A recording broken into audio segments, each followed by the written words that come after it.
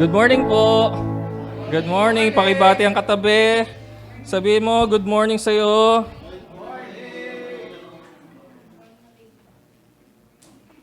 Alright. And first of all, welcome po sa family ni Milton. Kay Ate Levy, good morning po sa inyo. Welcome back, Ate Jaja. Ayan. At may na-miss ba akong iba? Wala na. And gusto ko pong batiin yung mga nasa online. Pastora Jerly, good morning sa iyo. Pastora, hello po. Tapos may nakita akong friend ko nag-view. Ewan ko kung nandito pa siya sa live. Classmate ko siya classmate ko siya nung high school. Baka magulat siya, ba't nakatayo na yan dyan? Kasi kilala niya ako nung high school. Hello sa iyo. Babae siya, Lady May. Hello. Classmate, hello classmate. Ayan. Okay, onting testimony lang before sa word. Nung nakaraang linggo, umuulan. Sinong nakaranas nung malakas na ulan nung gabi, nung last week? Sobrang lakas talaga, I think Wednesday yun or Thursday. Tapos, yung kusina namin, nakita ko, baha na. As in, baha na. Yung tubig, tuhod. Joke. Hindi po. Kala mo antipolo, tapos babala gano'n. Hindi, baha na siya. As in, parang may lawa na dyan sa sahig. Then, nakita ko yung sa pader, umaagos na yung tubig galing sa tubo. Hindi lang siya patak. Agos talaga, as in umaagos. Kitang-kita mo sa pader, umaagos. And then, sabi ko kay Mama, bandang 12 o'clock yon ng madaling araw. Sabi ko, Ma, baha na sa kusina. Tapos sabi niya, bakit? Sabi ko, yung agos ng tubig galing sa ulan. Umaagos sa pader. Kaya umano na siya sa sahig. Dilinis kami ni Mama, ganyan. Kaso kasi umuulan, di namin alam paano siya ayusin. Kasi nga, gabi na. Alam nga naman, umakyat pa si Papa sa taas. Tapos, linis kami ni Mama. Dilagay kami ng mga place or doormats, yan, para lang kahit pa paano matuyo or may sumala dun sa tubig. Pero umano pa din yung tubig, tuloy-tuloy. Tapos, after 5 minutes, pumunta muna ako sa sala. Hinayaan ko muna si Mama. Sabi niya kasi, sige na, ako na bahala. Siya na naglilinis doon. Tinawag niya ako bigla. Sabi niya, Nak, alika dito. Tignan mo, nawala. Sabi ko, bakit nawala? As in, nag-stop yung pag-agos ng tubig mula doon sa tubo. Then, sabi ko, ba't nawala? Sabi ko, baka may bumara siguro na dahon or something para hindi na tuloy-tuloy yung tubig. Kasi umuulan pa rin Sabi niya, hindi nag-pray ako. Hindi, nag-pray ako. Sabi ko, talaga? Ano sinabi mo? Wala, nagdasal lang ako. Sabi ko, wag nang tumulo or umagos yung tubig. And just like that, nawala yung pag-agos ng tubig. Tapos doon ko na-realize na si Mama, may faith siya na wala ako. Yung faith niya, hindi ko faith. Kasi ang una kagad na pumasok sa isip ko, baka may bumarang. Kaagad ako nag-isip kaagad critical kaagad, nag-isip kaagad ng, hindi, baka may bumaran na dahon, or baka may nahulog na basahan galing sa kapitbahay, tapos natakpan yun, tapos hindi na bumara. Pero si Mama sabi niya, hindi, nagdasal ako. At just like that, nawala yung pag-agos ng tubig, yun hindi na siya, never na ulit. Tapos parang tulo-tulo na lang. Pero hindi na yung kita mo talaga na parang waterfalls. Hindi na. So sabi ko kay Lord, thank you kasi merong faith si Mama na wala ako, na pwede kong saluhin galing sa Kanya. So ngayon, ang pag-uusapan natin, dahil pinag-usapan natin ng faith, ayan, ang title ng ating word ay faith. Alright? So before tayo sa word, let's pray. Lord, marami po salamat sa araw na to, Panginoon, at sinamahan mo kami throughout the worship and even ngayon, Lord God, Lord, give us wisdom and understanding sa word mo, Panginoon. Kayo ang may nais ko, Lord, at let your will be done. Itago mo po ako sa inyong likuran. In Jesus' name, Amen. Amen. So, sa mga merong may Bible dyan, turn your Bible sa John 12, 1-8. Pero sayang, dapat pala tinanong ko muna sa inyo. Sino dito ang nakakaalam or may kilalang Bible character na may faith or malakas ang faith? Elijah, Job, David. Moses. Ang dami natin kilalang character, no? From Old Testament, kahit hanggang New Testament, naraming natin kilalang Ryan. Gusto ko yun, ha? Gusto ko yun, Caleb, ha? Anong gusto mo? Ano gusto mo, Caleb? Ha? Ano gusto? PlayStation! Ayun, o. Hingi kay Daddy. Okay, gusto ko yung Caleb, ha? So, marami. Marami tayong kilala. Pero, itong pag-usapan natin, hindi ganun ka, parang hindi ko gustong sabihin na hindi siya kilala. Pero parang medyo, pagdating sa topic na faith, hindi siya yung napipiling character. Or pagdating sa underrated, di ba? So, John 12, verse 1 to 8. Ayan, ang title nito sa Bible, Jesus Anointed at Bethany. So verse 1, 6 days before the Passover, Jesus came to Bethany, where Lazarus lived, from whom Jesus had raised from the dead. Verse 2 had a dinner. Here a dinner was given in Jesus' honor. Martha served, while Lazarus was among those reclining at the table with him. Verse 3, then Mary took about a pint of pure nard, an expensive perfume. She poured it on Jesus' feet and wiped his feet with her hair. And the house was filled with fragrance of the perfume. Verse 4, but one of his disciples, Judas, who was later to betray him, objected, why wasn't this perfume sold and the money given to the poor? It was worth years' wages. Verse 6, he did not say this because he cared about the poor, but because he was a thief. As a keeper of the money bag, he used to help himself to what was put into it. Verse 7, sabi ni Jesus dito, leave her alone. It was intended that she should save this perfume for the day of my burial. You will always have the poor among you, but you will not always have me. So, konting background check lang dito. Itong kwento dito is, nasa isang table sila, nagsasalo-salo kasi on the previous chapters, ang ginawa ni Jesus, binuhay niya si Lazarus. And after niyang buhayin si Lazarus, ayun, nagsalo-salo sila. Di ba kapag meron tayong victory or victory na nararanasan sa buhay natin, nagsa-celebrate tayo, di ba? So, ganun yung nangyari. Noong time na yon, dahil nakita ng buong tao at ang mga kapatid ni Lazarus, si Mary and Martha, na nabuhay si Lazarus from the dead, nag-celebrate sila. Okay? So, nagsalo-salo sila sa isang lamesa, nagkainan. Sino gusto magkainan? Ayun. Gutom na ba ang lahat? Alam niyo, hindi ako nagagalit. Sorry. Nakakainis kayo. Hindi ako nakakainis kayo. Hindi. Wrong timing yung pagkain tsaka kape. Kasi actually, kahit inaaya nila ako kanina na kumain tsaka magkape, nagkaroon ako ng agreement kay Lord na fasting ako ngayong umaga. Tapos may nakita ako kumakain ng chicharon. Oo, hindi talaga ako kumuha kahit gustong-gusto ko kumuha. Sabi ko, Lord, sustain me. Pero yun nga, di ba? Ayun, nagsalo-salo sila sa isang pagkainan.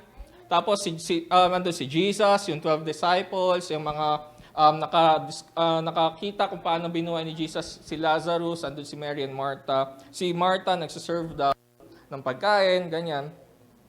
Then suddenly, si Mary, kumuha siya ng isang jar or pint na jar.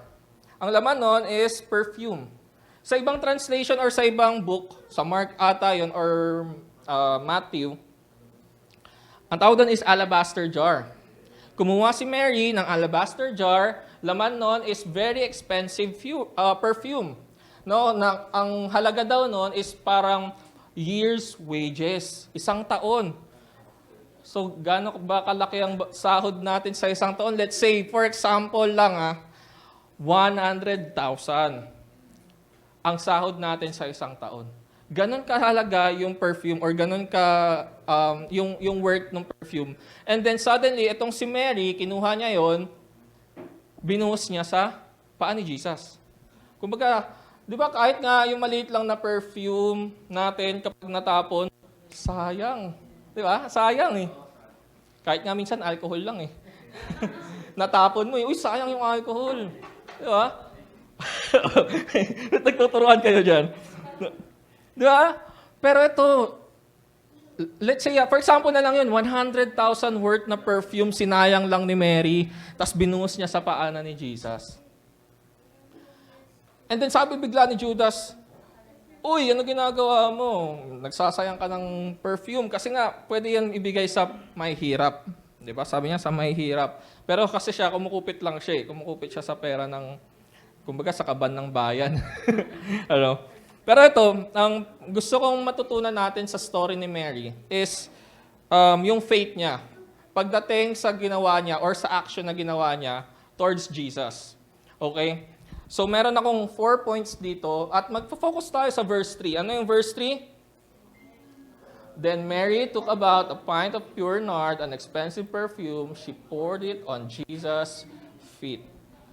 Okay, so, and wiped his feet with her hair, and the house was filled with the fragrance of the perfume. Ganda nga nung sabi ni Ate Ella kanina, no?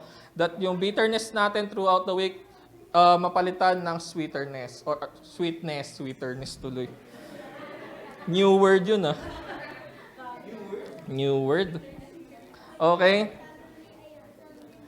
So, what can we learn from Mary's faith? Number 1, faith is an act of worship to Jesus. Faith is an act of worship to Jesus. Yung ginawa po ni Mary, na pagbuhos ng perfume sa paanan ni Jesus is an act of worship. Kung ano man yung sinasabi ni Judas that time, na sinayang niya lang yung perfume, no. For Jesus, it was an act of worship. Hello? No, it was an act of worship. Kanina nga, di ba? When we worship God, sino dito yung nag-all out? Nag-all in? All in. Di ba? Sigaw kung sigaw, palakpak kung palakpak. Talon kung talon, sayaw kung sayaw. Di ba, when we worship God, pinapour out natin yung buong puso natin or all in tayo nag-worship sa Kanya. The same thing na ginawa ni Mary, all in niyang binuhos yung perfume kay Jesus kasi ganun niya kamahal si Jesus. Alam niyo po, nung previous chapters po nito, grabe yung faith ni Mary, hindi niya sinisi si Jesus kasi nung time na malayo sila Jesus, then dumating na si Jesus sa Bethany, sabi bigla ni Mary, Jesus, kung andito ka lang, buhay sa, mapapagaling si Lazarus sa sickness niya, pero that's okay. Hindi niya sinisi si Jesus. Pero sinabi bigla ni Jesus, nasan ba si Lazarus? Nandun po, nakalibing na sa stone, natatakpan na ng stone. And then, doon pa lang sa faith ni Mary na alam niya na kapag nandun si Jesus, gagaling si Lazarus, yung kapatid niya, yung brother niya. May faith si Mary and Martha na all in nilang binibigay kay Jesus. Na naniniwala sila na kahit na ano yung sickness ni Lazarus, mapapagaling siya ni Jesus. Pero hindi nga umabot si Jesus ng araw na yon kasi parang 4 days ago or 4 days na siyang nakalibing si Lazarus. And then, ayun na nga, binuksan yung tinanggal yung stone and then sinabi niya kay Lazarus, wake up. At ayun, mabuhay si Lazarus at nakita ng buong tao yon at nila Mary and Martha. That's why they all nag-all in pa rin sila. They worship pa rin. Nakita nila yung miracle na ginawa ni Jesus. Ayun yung faith ni Mary. Nag-all in siya. Wala siyang tinira. Maski drop ng perfume dun sa alabaster jar. Binuhos niya yung lahat. Ngayon, tanongin mo sa katabi mo, kapatid, ikaw ba pag nag-worship ka, all in? Sabihin mo naman, sumagot ka, huwag kang pumayag na tinatanong ko eh. Sagutin mo, oo naman, all in ako. Di ba? Huwag kang pumayag na tinatanong. All out. We have to worship or we worship God all in, all out. All of our heart, our mind, our soul, our body, and our strength. And sabi sa Hebrews 11:6, And without faith, it is impossible to please God because anyone who comes to Him must believe that He exists and that He rewards those who earnestly seek Him. So without faith, it is impossible to please God. And di ba sa pag-worship natin, praise and worship natin, we please God. So, even kahit na yung katiting na faith natin, napi-please natin si Lord. And for Him, it is a worship. Kaya yung nangyaring pagdadasal ni Mama that time, yung faith niya noon, it's a worship kay Lord. In-acknowledge ni Lord yun. Kaya nagkaroon ng, ewan ko kung ano nangyari doon, kung ano bumarami, pero nagkaroon ng miracle na hindi na umagos yung tubig at mabumaha sa kusina namin. So that's faith. And faith is worship kay Lord. Sino dito may faith? That's worship kay Lord.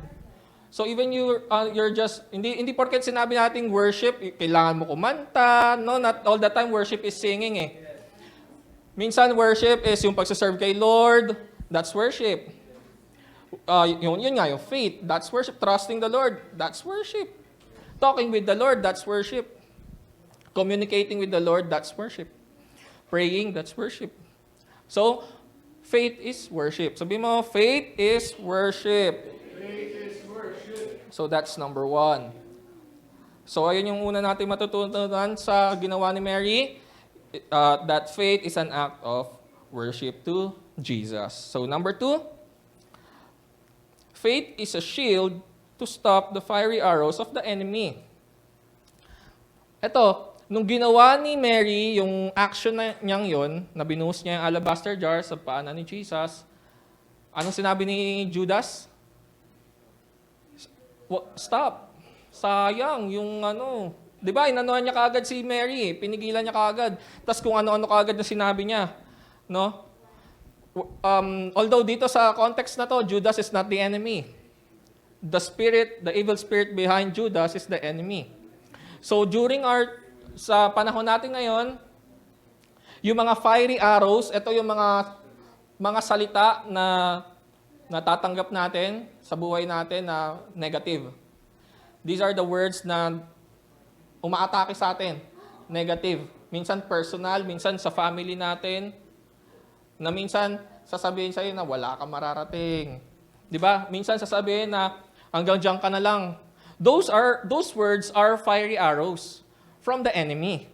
Ngayon, once we have faith, it is a shield para salagin yung mga umaatake sa ating fiery arrows or yung mga negative words na binabato sa atin ng enemy. Sabi sa Ephesians 6:12, in addition to all this, take up the shield of faith, which you can extinguish all the flaming arrows of the evil one. Dito sa context na to, dito ko napatunayan or dito ko mas nakita na ang faith natin is shield towards the negative words na binabato sa atin ng enemy. Bakit? Ano sabi ni Jesus bigla? Leave her alone. Si Jesus na yung naging shield eh. Si Jesus na yung sumalag dun sa binabato ni Judas. Sabi niya, leave her alone. Pabayaan mo siya, Judas. Diba? Sinabi ni Jesus, leave her alone. It was intended that she should save this perfume for the day of my burial. So ginawa or nakalaan na, nakatakda na gagawin ni Mary itong action na to kay Jesus in preparation sa pagkamatay ni Jesus. Kaya nung time na may umaatak kay Mary ayun nga, 12 disciples pa, galing pa sa 12 disciples, no? Nagsabi na, "Oy, ano bang ginagawa mo? Sinasayang mo yung perfume, ganyan, etc., etc." Andiyan si Jesus para salagin yung fiery arrow na yun. Sinalag niya. And sa buhay natin, marami tayong natatanggap. Tulad ng sinabi ko kanina, marami tayong natatanggap. Hindi po tayo, tawag dito na parang hindi tayo tinatablan. Tao tayo eh. Tatablan tayo ng kung ano man yung binabato sa atin ng mundo. Kung ano man yung sinasabi ng mundo sa atin. Tatablan tayo. Panghihinaan tayo. Darating yung time na parang ayawan na. Darating yung time na parang tama yung sinasabi niya. Naniniwala ka na sa enemy, sa lie ng enemy na binabato sa'yo na baka nga hanggang dito na lang talaga ako. Baka nga hanggang baka wala akong mararating. No? Pero hindi si Jesus papayag eh. Si Jesus, sasalagin niya yung negative na yan eh. And then, gagawin niya yung divine exchange. Yung preparation ng burial is the preparation for the divine exchange. Ano yung divine exchange? Kung ang sinasabi sa'yo ng kaaway, or the enemy, the evil spirit, sinasabi sa'yo na hanggang dyan ka lang, divine exchange. Switch it, or tawag dito, balik rin mo, reverse it. May mararating ka. Ayun yung sinasabi ng divine exchange. Kung feeling mo you are rejected, divine exchange, accepted ka. Kung feeling mo you're alone, hindi. Sa divine exchange, God is with you. Jesus is with you. Kung sinasabi sa'yo ng kaaway na magkaroon ka ng poverty mindset, sa divine exchange, hindi. Royalty mindset ang bibigay sa'yo. Kinuha ni Lord yung mga negative na natatanggap natin at papalitan niya yun. That's the divine exchange. Papalitan niya ng positive. Di ba nga, tayo nagkasala tayo and sometimes we feel shame at nasa-shy tayo dahil nagkasala tayo. Pero because of Jesus, sa ginawa ni Jesus sa cross, nangyari yung divine exchange. Kinuha niya yung shame natin. Di ba? Bit niya yung cross. Nakita ng buong tao yun. That's shame natin. And then, yung sakit natin, kinuha ni Jesus yon. Anong ginawa kay Jesus? Pinalo siya, di ba? Pinalo-palo siya. Yun yung pain, yung sickness natin, kinuha ni Jesus. Para lang tayo makalaya, yung freedom mabigay sa atin. That's divine exchange. So kung ano man yung let's say, kung di ko alam kung ano pinagdaanan nyo this week, throughout the week, or sa mga darating pang week, pero this is a reminder for us na whenever there's negative words na binabato sa atin, may it be our friend. Pero ganito wag niyong isipin na galing sa kaibigan niyo to, or sa family niyo, or sa kung sino man. The spirit behind them. Okay? Hindi natin kaaway yung mga nagbabato sa atin ng negative. Hindi natin sila kaaway. Kaaway natin yung spirit behind them, yung nagko-control sa kanila. And kung ano man yung binabato sa inyo na negative, take it. Kasi you have the faith na kaya mong salagin yung fiery arrow na binabato sa'yo. So this is a reminder for us na kung ano man yung ibato sa atin, we can take it. We have the faith, the shield of faith na bigay sa atin ni Jesus, ni Lord. Amen? Amen. So what's number 1? What can we learn from Mary's faith? Faith is an act of worship to Jesus. Number 2, faith is a shield to stop fiery arrows of the enemy. Number 3, ang bilis natin. Ano ko talaga yung bibit ko yung time ni Kuya doon. 15 minutes. Medyo ko lang. Ito, pinaka-favorite ko sa lahat. Number 3, faith can make you smell like Jesus. Sana all.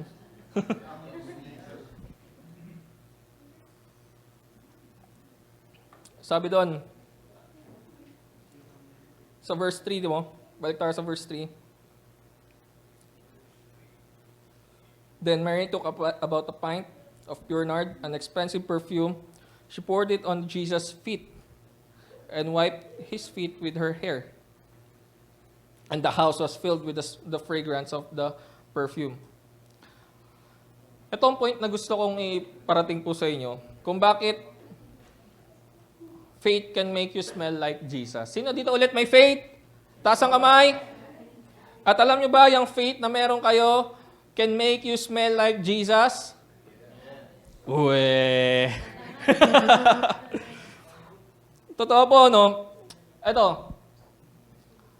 Sino ulit yung nag-pour ng alabaster jar? Mary. Tapos, ang ginawa ni Mary, pinunasan niya ng hair niya. And the fragrance kumalat doon sa buong bahay. Imagine this, no? Yung fragrance, sige, magbigay kayo ng perfume. Pangalan ng perfume. Johnson, ano? Juicy Cologne. Sige, Juicy Cologne. Mabango ba yun? Mabango ba yun? Mapapakalong college. Okay, sige. Juicy cologne. Imagine. Oh. Ayan ha, paganahin natin yung imagination natin. Imagine, ang smell ni Jesus ay juicy cologne. Imagine natin. Very juicy at ang bango. Sobrang bango. And hindi lang si Jesus yung nangangamoy juicy cologne. Kasi buong paligid, buong bahay ni Lazarus nangamoy ng juicy cologne. At naamoy natin.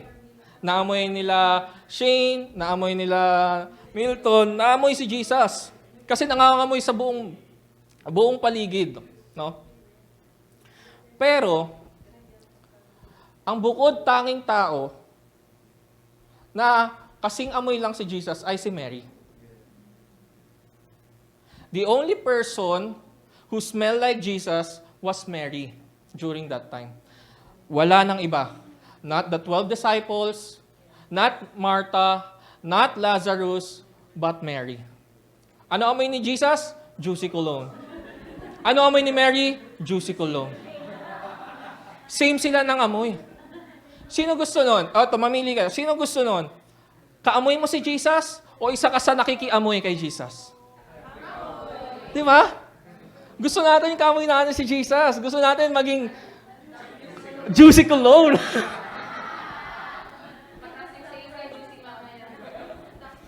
Saan ba nakakapili doon?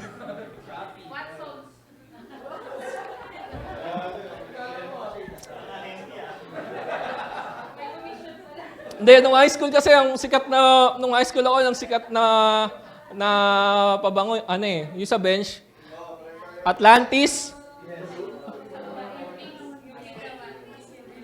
Bango nun. Tapos pag nagpabango ka sa room nyo nun, yung bango. Dadaan ka pa, no? Papaamoy mo yung kwelyo mo. Ipapaamoy mo yung kwelyo mo. Ang goal mo nun, dapat pag dumaan ka sa isang tao, maamoy niya. Everlasting yung amoy. Yung alam mo andun ka na, pero naamoy niya pa rin ikaw. Ganon yun eh. Ganon yung pausuhan dati. Halos naligo ka na ng perfume. Pero ganon no, si Mary, grabe yung faith ni Mary. Ang ginawa niya, binuhos niya yung perfume para maging kaamoy niya si Jesus. At imagine this after the kainan nila, syempre mag-uuwian na yan eh. Uwian na sila. Di na din na maamoy yung fragrance sa house kasi uwian na sila eh. Pero si Mary, kaamoy niya si Jesus. The only one left, that house, was Mary. At siya lang yung kaamoy ni Jesus. Wala nang iba. Gusto natin nun, no? Na parang gusto natin na Lord, kahit saan kami pumunta, maging kaamoy ka namin. Kapag po nasa deliverance ka, lalo na sa haunted house eh. Pagka may re-redeem ka pong bahay, minsan madidiscern mo or maamoy mo yung spirit doon sa bahay. Minsan maamoy mo yun eh, mabaho.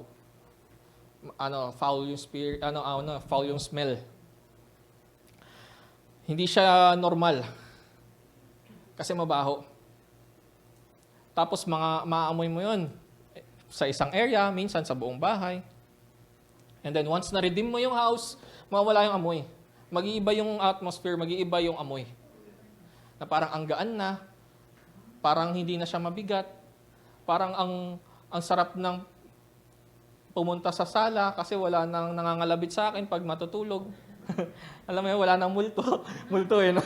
Wala nang evil spirit, wala nang demon, no? Meron kaming, nung bata-bata po kasi ako, mga 7.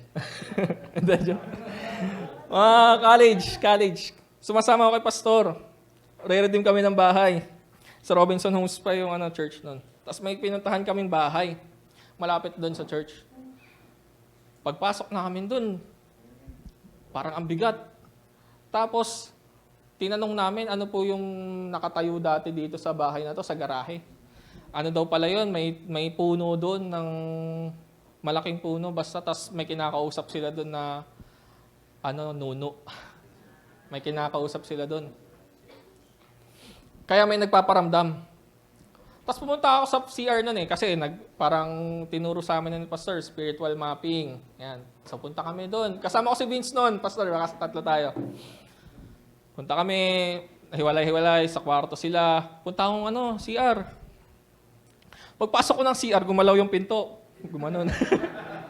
So, ako naman, nagtataka ako. So, sabi ko, baka hangin lang yon pagdaan ko, humangin. Di ba? Pag dumaan ako, parang mahangin kasi ako eh.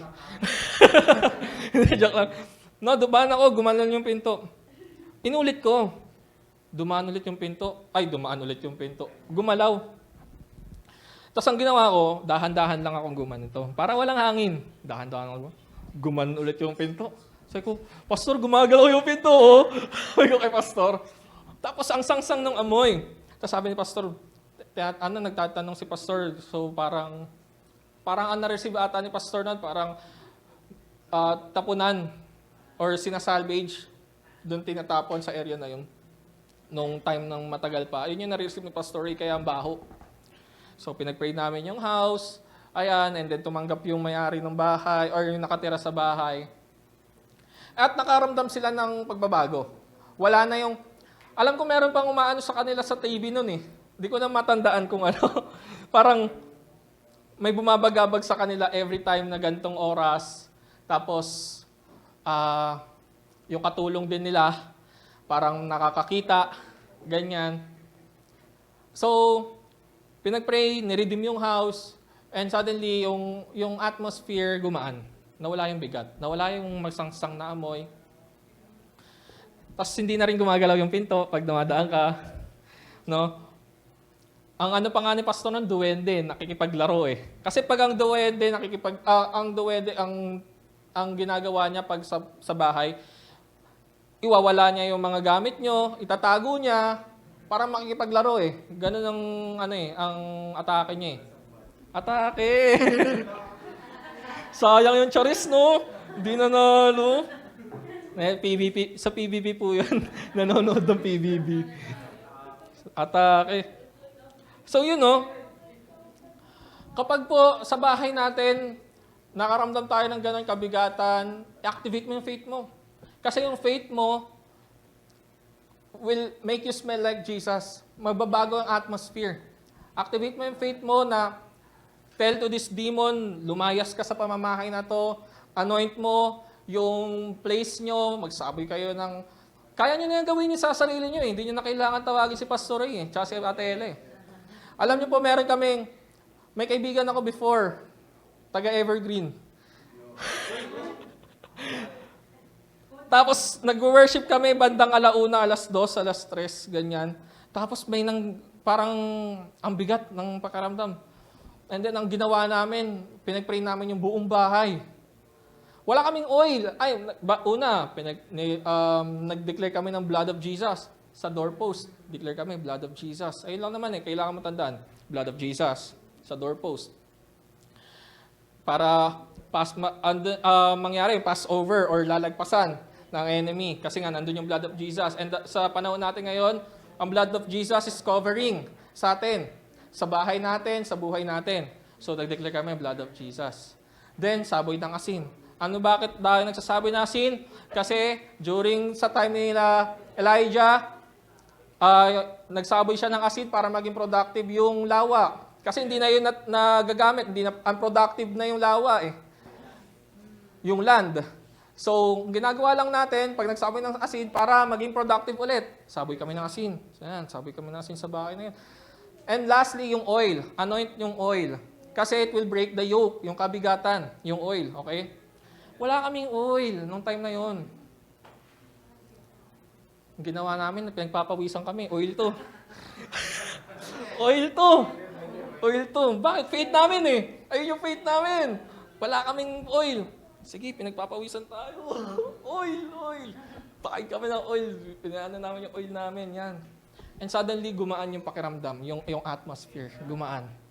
So kapag tayo nakakaramdam tayo ng kabigatan sa house natin, kanya-kanyang house natin, declare mo yun. The blood of Jesus. No? Lord, I declare the covering and protection sa bahay na to. I declare your blood in Jesus' name. hindi kami magagalaw ng kaaway. In Jesus' name. Kung poverty man mangyayari sa bahay nyo, Lord, never again itong poverty na to mangyayari sa bahay namin, Jesus. I declare the blood of Jesus. Then, sabi kasin, Lord, pag maging productive ulit itong bahay na to. Kung di naging unproductive yung bahay na to, Lord, i-redeem mo ito at gawin mong productive ulit. No, kahit katiting na asin lang, matutunaw naman yan eh. Hindi naman yan ano.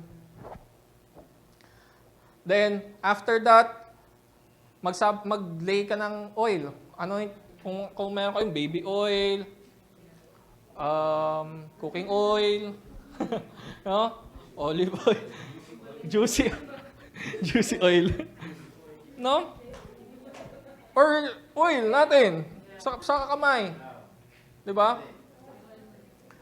Lay hands mo, Lord, break the yoke in Jesus' name. Alisin mo yung kabigatan sa pamamahay na to in Jesus' name. At pagaanin mo po in Jesus' name. No, yung tatlong lang yun. Activate mo yung faith mo. Activate the faith. Para maging smell mo si Jesus. Para maging ka-juicy cologne mo si Jesus. Amen?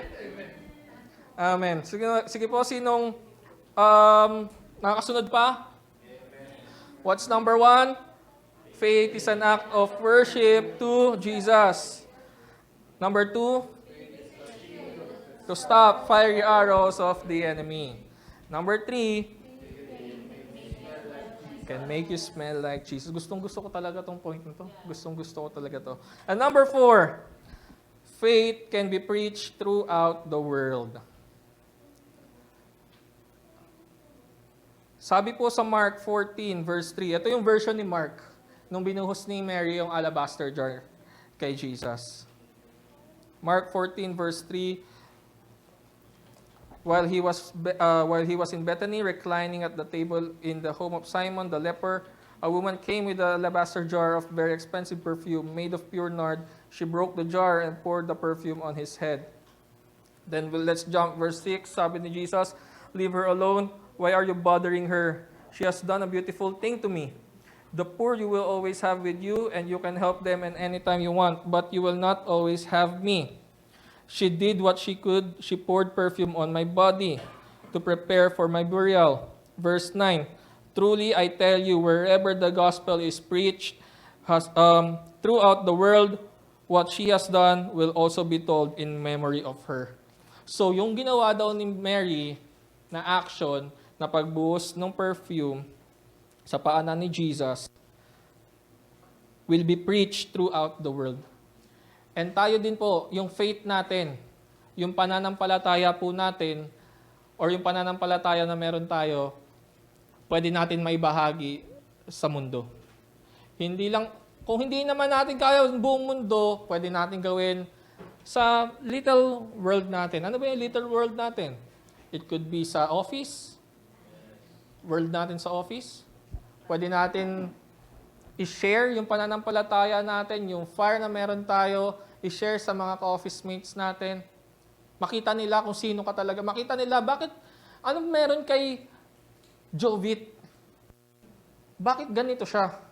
Ano ba yung pananampalataya niya? Sige nga, gusto kong makita. Gusto kong matuklasan. Ano mo meron? Di ba? Yung faith natin, magiging ano yan, para magiging curiosity sa ibang tao. Bakit? Anong meron? Anong meron sa kanya?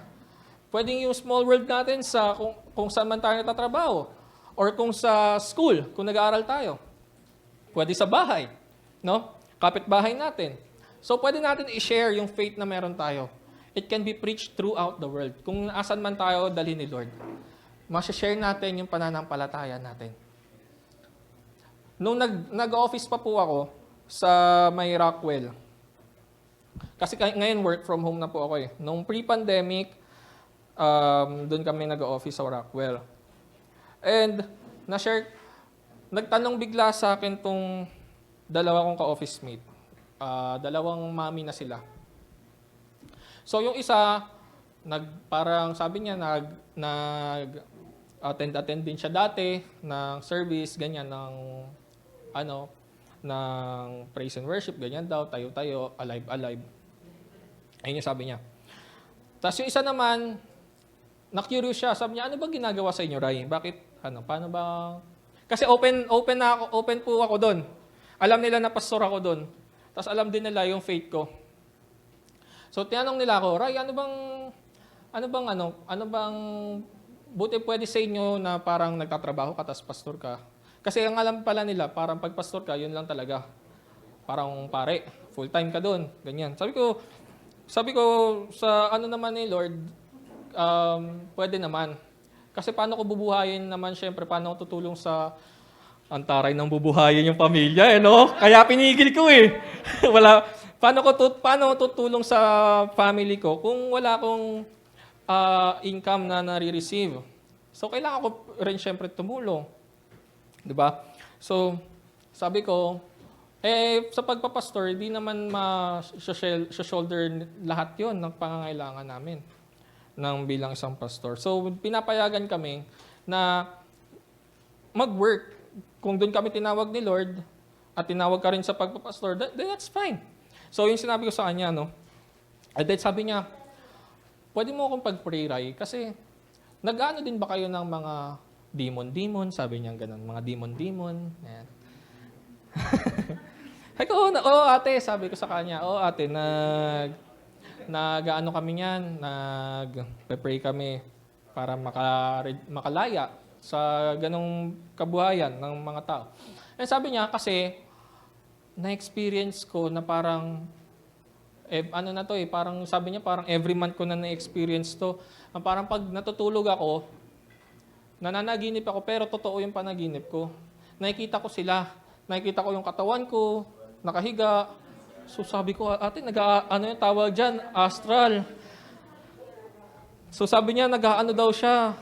Parang kaluluwa niya nga daw, yun nga. Nakita niya yung, ang tawag nila yun tawag nila yung sleep paralysis. So nakikita niya daw yung katawan niya, nakahiga lang. Nakikita niya daw yung asawa niya, yung anak niya, ganyan.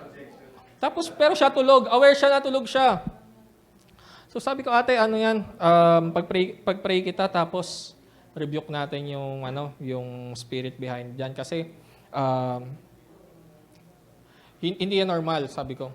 So sabi niya, sige, pag-pray mo ko.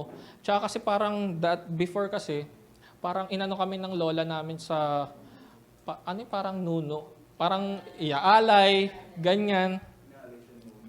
Oo, inano daw sila. Kaya parang naging, nung kabataan niya daw, parang meron siyang kaibigan na siya lang nakakita. And hindi yun nakikita ng ibang tao. Tapos parang every time na lumilipat sila, nakikita niya daw yung kaibigan niyang yun, nandun lagi. Parang kasama niya na lagi. So sa ate, evil spirit yan, na tawag dito, nandyan sa life mo na may task yan. Or meron niyang assignment na para hindi ka managana or pwedeng mangyari sa'yo yung ganito, ganyan. So sabi niya, sige, pag-pray mo ako. So dun kami sa cafeteria, pray kami. Pray kami sa cafeteria, no? Sabi ko, sige ate, pag-pray kita, Lord, ganyan-ganyan. So renounce mo po ate, yung kung sino man yung kaibigan mo na yan. So nirenounce niya, inaayawan ko na to, in Jesus' name. Tapos parang gumagano siya. Sabi ko, wag dito. Kasi sa cafeteria kami, baka maano kami ng HR eh. Sabi ko, ate, pag di mo kaya, takbo ka CR, sabi ko sa kanya. Kasi possible yan na nagmamanifest eh. Sabi ko. Kasi inaayawan mo siya. Kaya ilalabas yan sa buhay mo. So sabi niya, sige. Ganyan. Tapos umiiyak na siya. Umiyak siya. Sabi ko, sa kapit, ang dami tumitingin sa amin. Oo, delikado pa itong pinasok namin. Sinabi ko na lang, in Jesus' name, Lord, kayo na pong bahala. Ayun na lang sinabi ko, Holy Spirit, kayo na lang po, mag-move kayo, never again mangyari yung astral na nangyayari kay ate, at yung kaibigan niya, lumayas sa buhay niya in Jesus' name, never again, ganyan-ganyan. Amen and amen. Then, sige ate, punta ka na po sa CR kung gusto mo na pumunta ng CR kasi baka ano pa mangyari. So, dun sa office, I activated my faith, my little faith. And kahit little faith yan, sabi nga ni Jesus, A faith small, like a mustard seed, you can say to this mountain, move. So, even yung faith na yun, no, yung katiting kong faith na yun, ay nakatulong sa ibang tao, mapalaya, na hindi niya na ulit maranasan, yung nararanasan niyang ganun, na parang may kaibigan siya, na siya lang nakakita, nagbabother sa kanya every time mag-sleep siya, kasi nga, nakikita niya sarili niya, lumulutang. So, never again yan ang naranasan. And throughout that faith, tayo din, we can activate yung faith natin and preach it to the world sa mga kaibigan natin, friends natin. No, hindi yan, or even stranger. Minsan si Lord, itatap ka niya na sharean mo yan, yung katabi mo. Ito, maganda dyan Si Lord, alam niya yung pinagdadaanan ng katabi mo. Kunyari, sa public place ka, umupo ka muna, nakita mo, may katabi ka, stranger. Alam ni Lord pinagdadaanan nun. At ang maganda doon, sasabihin sa'yo ni Lord yung pinagdadaanan nun. May masakit yan, masakit yung shoulder niyan. Minsan mararamdaman mo, Lord, bakit parang sumakit yung shoulder ko? Baka kasi masakit yung shoulder ng katabi mo. Ganon minsan si Lord magsabi. Para ma-share mo at magkaroon ka ng open door, maibahagi si Jesus sa buhay ng taong yon. Minsan naman maririnig mo accidentally, ang sakit ng likod ko Bigla mong parang, narinig mo. Pagpe-pray ko ba? nung bumibili ako ng Bible before, so tawag po dito is word of knowledge. Ang tawag dito is word of knowledge. Nag-activate kami ng word of knowledge. Word of knowledge is hindi mo alam yung pinagdadaanan ng isang tao tapos i-reveal sa'yo ni Lord.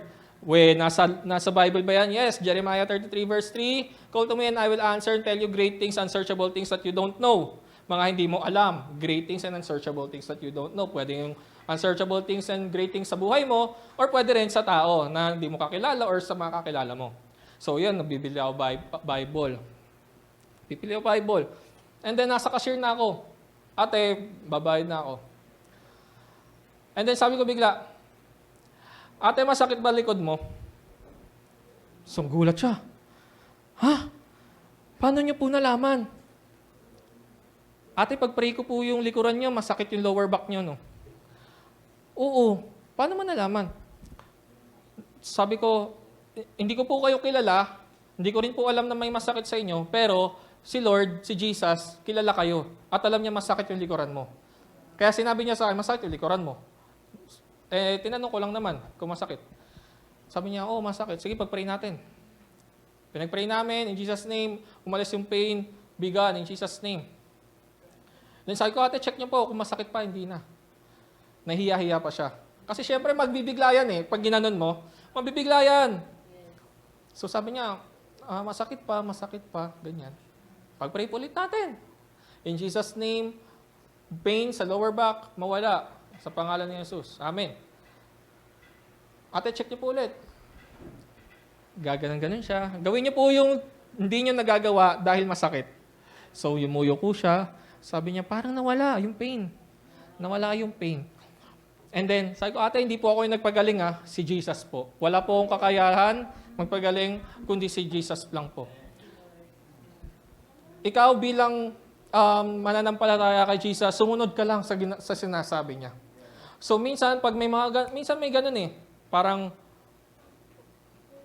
may naalala ako kwento. May naalala na naman ako.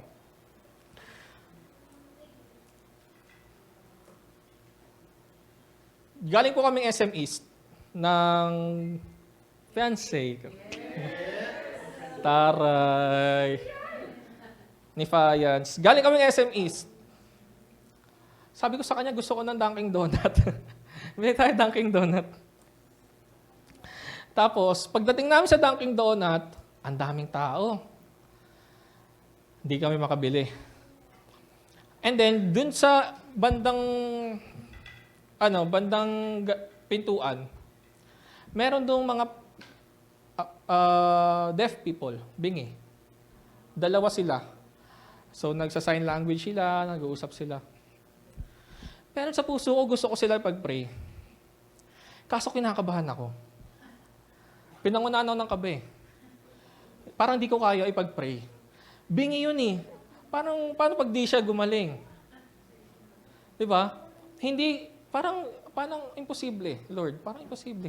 So, lumabas kami ng SMS. Ang bigat ng pakiramdam ko. Parang, alam mo yun, unfinished task. Biyahe na kami. Sabi ko talaga, parang, Lord, sorry. Nagsasorry ako kay Lord kasi hindi ako nag-obey. Kasi meron something sa heart ko eh. That's what you call conviction. Meron nag-aano sa heart ko na kailangan, parang ipag-pray mo sila. Pero hindi ako sumunod. Hindi ako nag-obey. And then sabi ko, Lord, sorry. Hindi ako nag-obey. Ganyan. Hindi, paparating na kami tikling, no? Nawala na yung yung guilt. Yan, yung guilt na nararamdaman ko, wala na. Pagbaba namin ng tikling, lakad kami, KFC. Pagtingin namin, pagdating namin ng KFC, pagliko, nakita namin ang daming tao sa labas ng KFC. Take note, mga bingi sila. Lahat sila bingi. Deaf people, lahat sila. Andun. Sabi ko, Lord, sana sinabi mo dalawa lang yung nandun sa SME. Ang dami nito. Kabog agad talaga dibdib ko. Sabi ko, Lord, hindi ko alam pagka parang kakainin ako ng lupa pag di ako nag-obey. Alam mo yun, parang hindi ko alam gagawin ko, Lord, pagka nag-obey ako, parang ilang taon ko tong kikim-kimi. So, hindi ako mapakali. Hindi ko alam paano simulan. Kasi, una sa lahat, hindi ako marunong mag-sign language. Pangalawa, paano ko sila kakausapin? Sabi ko, kuha tayo papel. Ballpen. Nilagay ko, Jesus loves you. Sinulat ko lang, Jesus loves you. Hindi ko alam paano ko sisimulan. Then sabi ko dito sa kanya, nandyan sila, kalat sila, naggaganon sila. Nagsa-sign language sila. Sabi ko dito sa isa, Kuya, akala mo na marinig ka eh. Kinalapit ko. Tapos pinabasa ko sa kanya. Sabi niya lang, sabi ko, pwede ba kita pag-pray? Sabi niya, ayaw niya. Tapos lapit ako sa isa. Kasi andun na ako eh, wala na akong magagawa, parang ano na eh. Sabi ko, ito kuya, pinabasa ko ulit. Sabi ko, pwede ba kita pag-pray? Ganyan lang ako. Pumayag siya. So sabi ni Jesus, lay your hands sa sakit. May sakit. Anong diferensya nila sa tenga? Kasi nga, hindi sila makarinig. Lord, in Jesus' name, be healed. Yung, etong pagkawala niya ng pagkarinig, gumaling. In Jesus' name, amen. Sige. Sabi niya. Sabi ko, pwede kong i-check? I-check, ganyan. Sabi, sige. Ganito ko. Sabi niya, meron ba? Sabi niya, ganyan. Sabi ko, si Jesus yan. Tinuturo ko yung papel kasi nandun yung pangalan Jesus eh. Si Jesus yan. Ulitin natin. And then, pray ulit. In Jesus' name, be healed in Jesus' name. Sabi niya, sabi niya, ganito na daw. So sabi ko, thank you Lord. Si Jesus yan. Sabi ko, tapos umalis siya. Pray ulit ako sa iba. Tapos, ito palang isang nakarinig na. Tinawag niya yung mga kasama niya.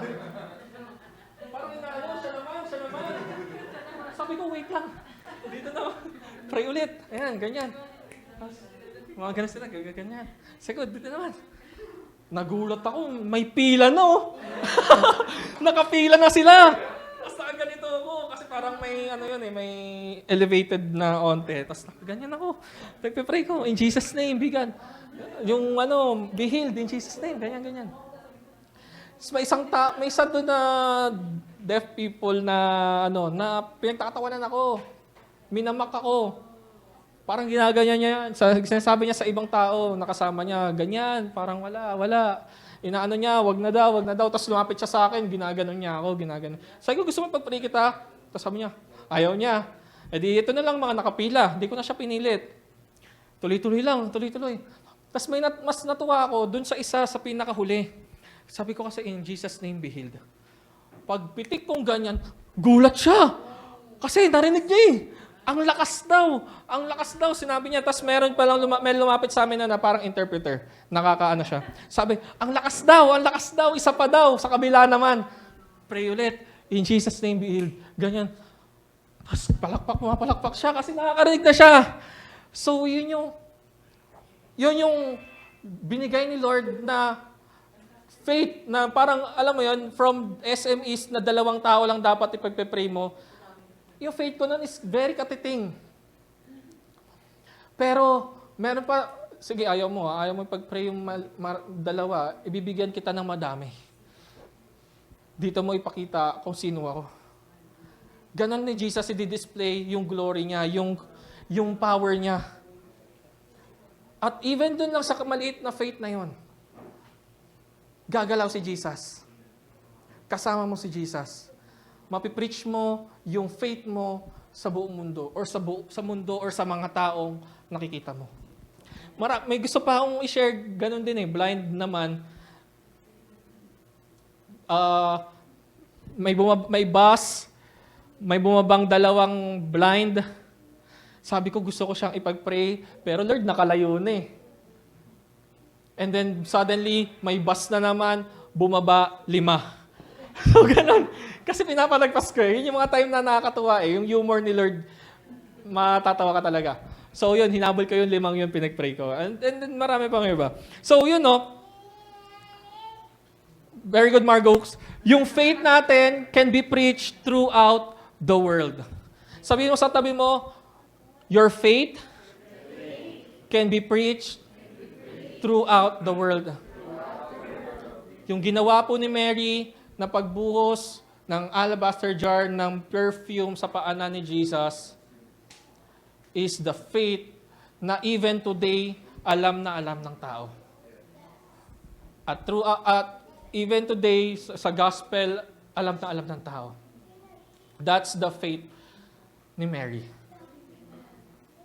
So, ayun yung gusto po natin matutunan, that faith, number 1, is an act of worship. Faith is a shield to stop fiery arrows of the enemy. Number 3, faith can make you smell like Jesus. Kung feeling mo, bigat na bigat ka sa sarili mo, tandaan mo, yung faith mo can make you smell like Jesus. And ang amoy ni Jesus, juicy cologne. Mabango. Mabango. At hindi lang ikaw ito yung kagandahan kapag kaamoy mo si Jesus, hindi lang ikaw yung mangangamoy Jesus kasi nagkakaroon ng opportunity ang ibang tao maamoy kung ano yung amoy ni Jesus. Kasi ito yung dala-dala mo. And number 4, faith can be preached throughout the world.